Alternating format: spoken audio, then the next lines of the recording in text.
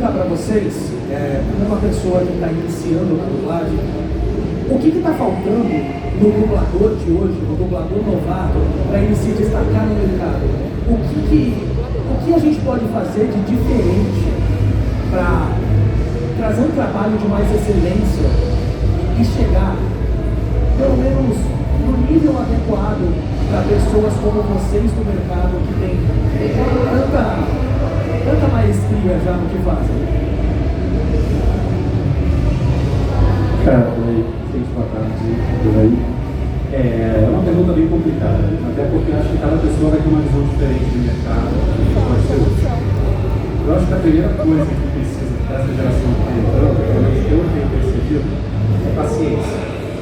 Porque muita gente está entrando hoje de uma forma totalmente diferente da época que a gente começou, quando a gente não começou a dublar atrás de fama, de likes, de seguidores, de nada disso. A gente já sabia que era uma profissão anônima quando a gente começou. E muita gente está entrando no mercado hoje porque quer ficar famoso no Instagram, porque quer fazer um personagem famoso. E essa sede ao corte que as pessoas estão vindo tem atrapalhado até o processo real, sabe? Então acho que a primeira coisa é isso, é essa paciência. Demora muito até você pegar um personagem legal, num anime, numa série, num filme. Muita gente já fica, me escala para o filme e tal, me escala para eu quero fazer uma conta, não sei o quê. Não.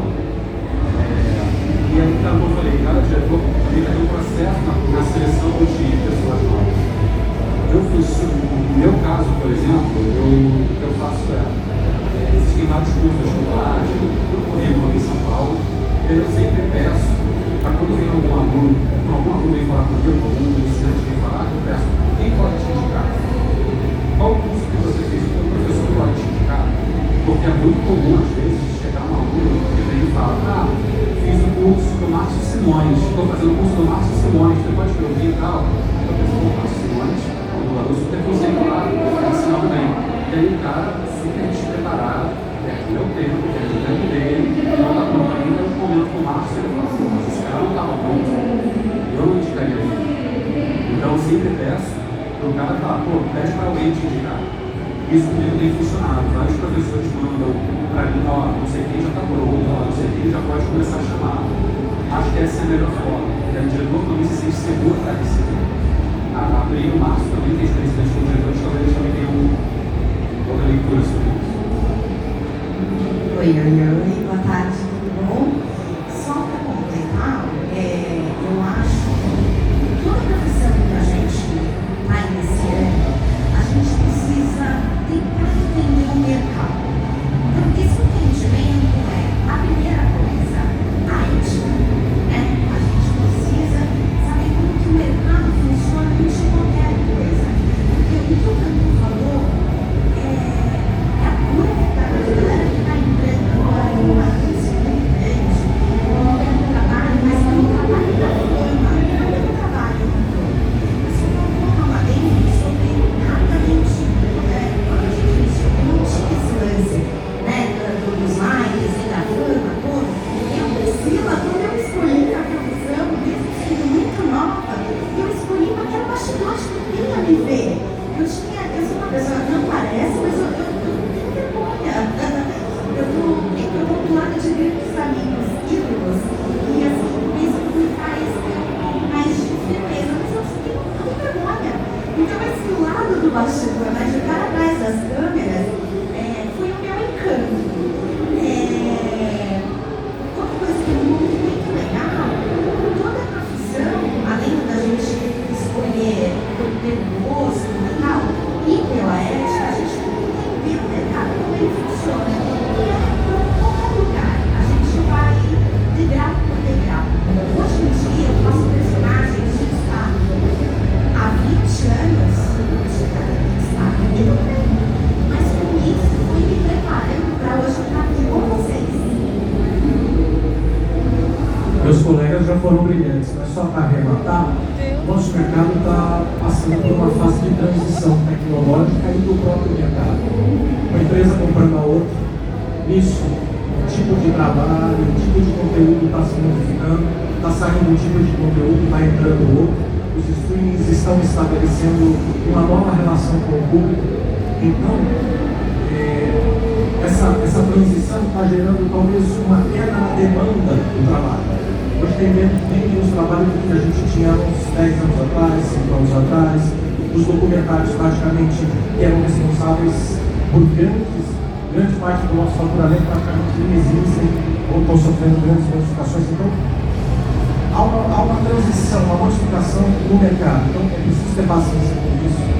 E a dica que eu dou eu daria para qualquer profissional que está começando uma carreira: se prepara, né? Escolhe direitinho o curso que você quer fazer, se fortalece, se embasa em formação teatral. A minha formação é teatral, por isso eu recomendo, preconizo, porque eu acho muito importante. E se você puder estudar um idioma, vai te ajudar, porque a concorrência está mais forte. Então, quanto mais você estudar e se preparar, mais você se credencia para poder trabalhar. Boa tarde. A minha pergunta vai para o Márcio sobre a nova versão do anime Rama Day. Eles chegaram a falar que seriam os antigos dubladores que fariam as vozes, ou isso foi uma decisão do próprio Japão? Olha, sem querer cometer uma inconfidência aqui, mas a primeira iniciativa do cliente foi trocar as vozes, porque se passaram 20 anos. Nós não somos mais os mesmos adolescentes de 2004. Mas eu tenho a impressão que isso gerou um burburinho, isso gerou uma repercussão nas redes sociais. E aí isso fez com que eles revessem a decisão. Então fizeram um teste com o elenco antigo, clássico, e a partir daí tomaram a decisão de manter as vozes. Eu acho que foi uma decisão da própria Netflix, não sei se foi do Japão, mas eu acho que foi uma decisão brasileira da Netflix de atender a expectativa dos fãs para que fossem mantidas as vozes. Graças a Deus, já fizemos 2 etapas, né? E tem sido um grande prazer reviver essa história, revisitar essa história desse grande personagem para mim. Boa tarde, Eduardo Emanho, do Emanho Television. Prazer. Bom, a minha pergunta, complementando a questão do Otávio, mas vou colocar a questão da inteligência artificial, mas também é uma nova demanda, que é as produções para a internet. Como que, efetivamente falando, vocês estão lidando com isso, e especialmente com o uso indevido da inteligência artificial, que está sem uma regulamentação até agora? Nós estamos acompanhando perto essa situação. Olha, tá de fato bem problemático. Toda hora eu encontro vídeos com a minha voz que não foi eu que gravei, narrando resumos de filme com a voz do meu personagem naquele filme. Uma conta no TikTok do Sheldon falando sobre curiosidades que simplesmente é a minha voz, um monte de coisa que eu não falei, e todas as vezes que eu tento denunciar não adianta nada. Me perguntam, mas de onde ele pegou? De onde pegaram? Eu falo, violação de autorais, mas violação de qual material? Eu falo, da minha carreira, tudo, eu faço isso aqui, mas como não foi um vídeo que eles pegaram, recortaram, colaram, eles não reconhecem a utilização de gerativa por violação de direitos autorais. E aí não dá em nada. Então, assim, a nossa luta é intensa por essa regulamentação. Principalmente por isso, não é uma proibição de uso, é uma regulamentação. Se o cara quer criar um vídeo usando a minha voz, ele precisa pedir a minha autorização. Mas é um direito personalíssimo. Sabe? Não é porque eu gravo coisas, minha voz na televisão, e qualquer pessoa pode pegar essa minha voz e usar onde quiser. Só que até isso ficar bem estabelecido, isso é uma batalha. Sabe? E aí esse método de conta com a ajuda de todo mundo. Desde as pessoas reclamando quando vê isso, questionando o seu dublador, porque teve gente, por exemplo, num material que existiu no YouTube, pedindo gente, pô, que legal que você chamou o dublador para fazer. E o cara, não chamei não, gerei por IA, falou abertamente, tranquilamente, nossa, que massa, deve ter sido muito mais rápido, então. Assim, sabe? Então, assim, se o público também não perceber que isso vai começar a comprometer a qualidade do material, e simplesmente uma falta de respeito e uma violação da lei que a gente está fazendo, vai ser bem problemático para todo mundo.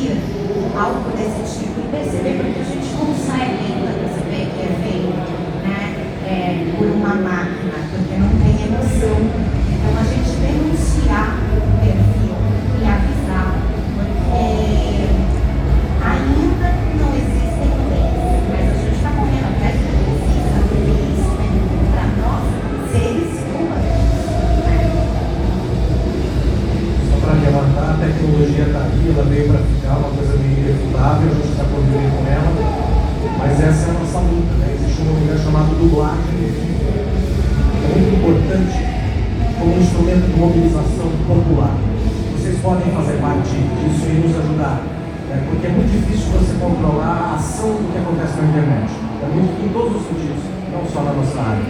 Mas eu acho que o fortalecimento desse movimento pode ajudar, pode ter um impacto interessante.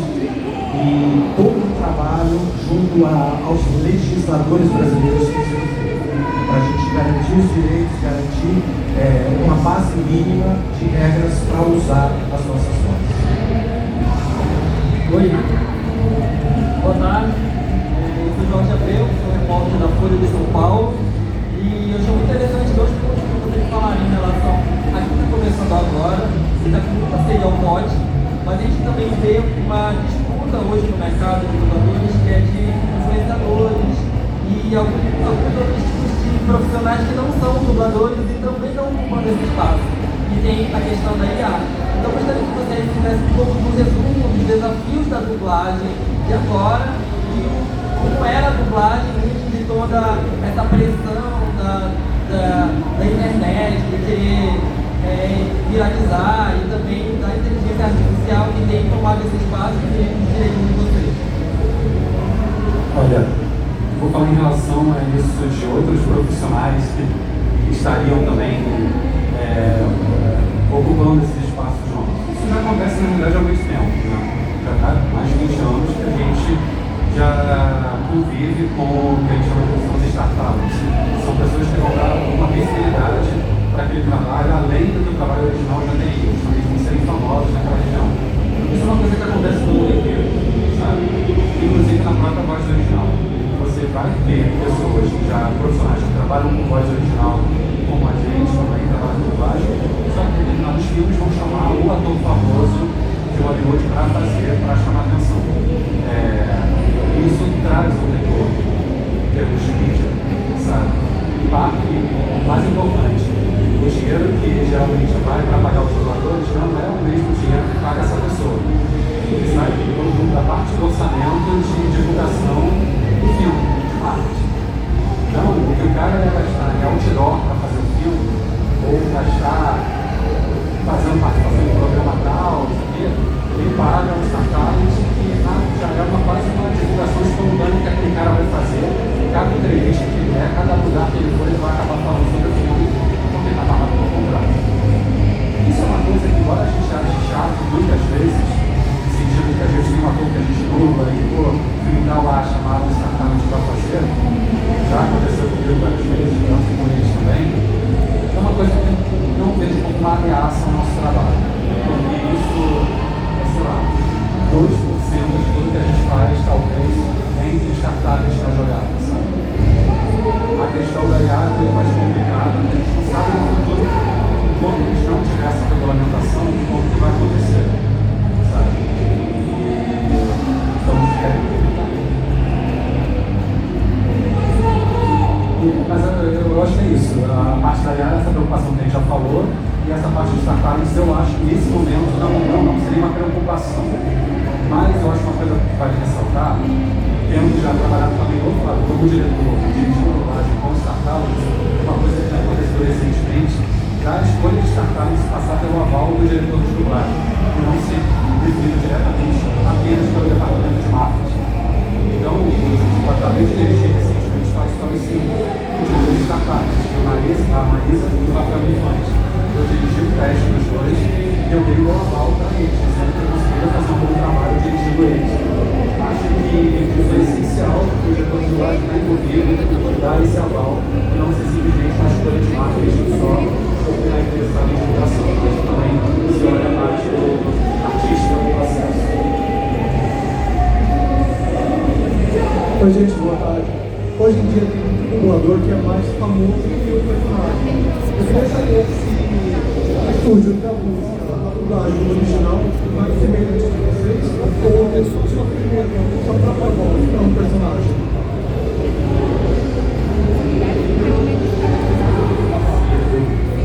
Se eu estúdio busca que você tem uma voz mais próxima ao original, ou a sua voz mesmo seja do personagem.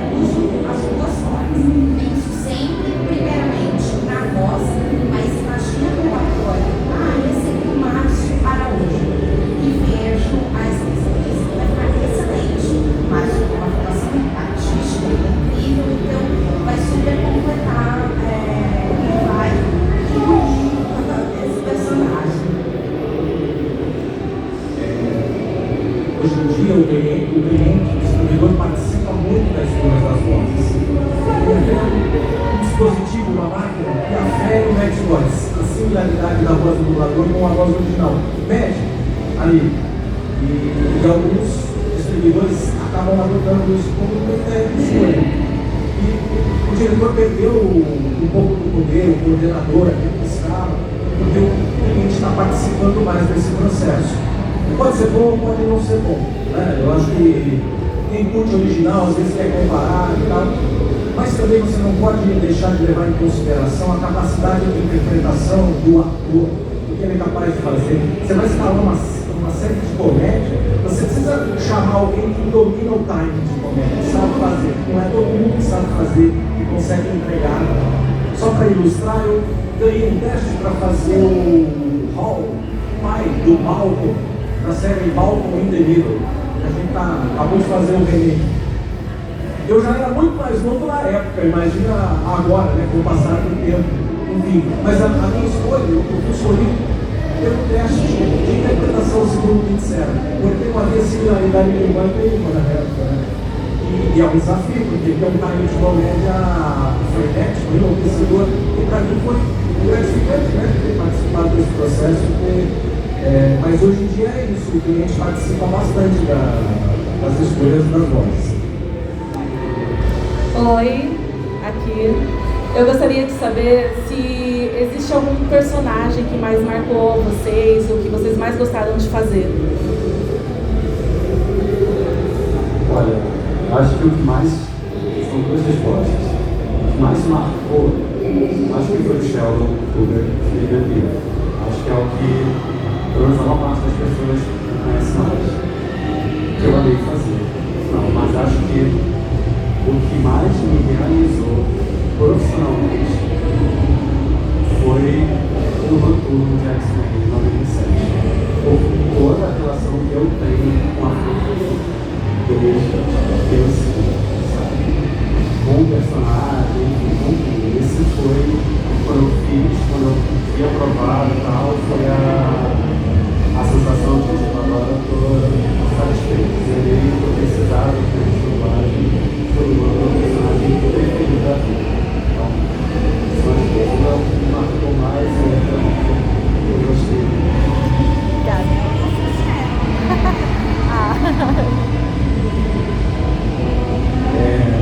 Posso falar com eles? Pode! Desculpa. O Homem-Formiga, sem sombra de dúvida, pela habilidade, né? Fazer parte da Marvel é incrível, é um grande presente. O James do Pokémon, por 18 temporadas, 2 episódios, muitos anos. E tem uma série que eu gosto muito, que agora está no catálogo da Netflix.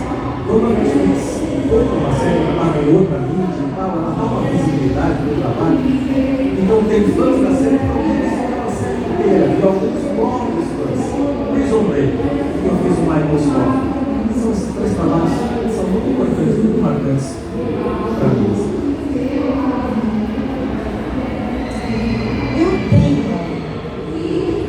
Algumas perguntas, uma principalmente fiz muito nova e depois, 20 anos depois,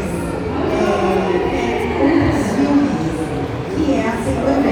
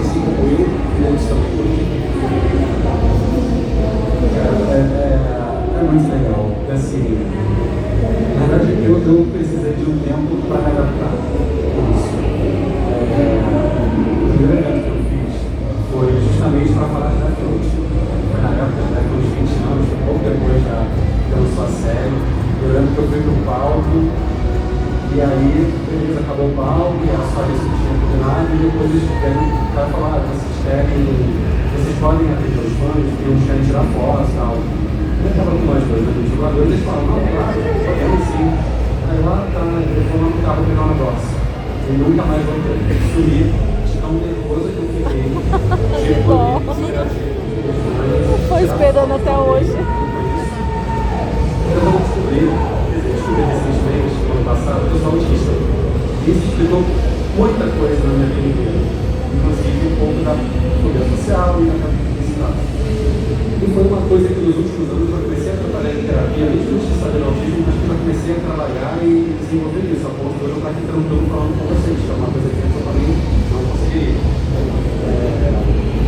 Então, foi uma coisa que eu precisei me adaptar, como a Fê falou, a gente já conhecia mercado da semana. Eu fazia, quando eu comecei no teatro, adorava interpretar e odiava estar no palco. Sabe? Adorava os períodos de ensaio, vivia para isso, mas chegava na hora de estar no palco, era aquela função de ter que apresentar para os gente. E a dublagem, então, foi toda uma adaptação que não só a gente, mas todos os nossos colegas tiveram que passar, ser reconhecido, a gente tirar foto. E é engraçado que isso não é muito pouco tempo. Eu dublei o Homem-Aranha em 2012, espetacular Homem-Aranha. Passou batido. Foi só o Homem-Aranha, o último filme, o Holland agora. E veio todo o reconhecimento, veio toda aquela coisa das pessoas pedindo para tirar foto e tal. Tanto eu quanto o Madonna, que tinha feito o Maguire. Foi só agora que as pessoas descobriram quem a gente era, desde que a gente teve estrelado em alguns filmes dos personagens, sabe?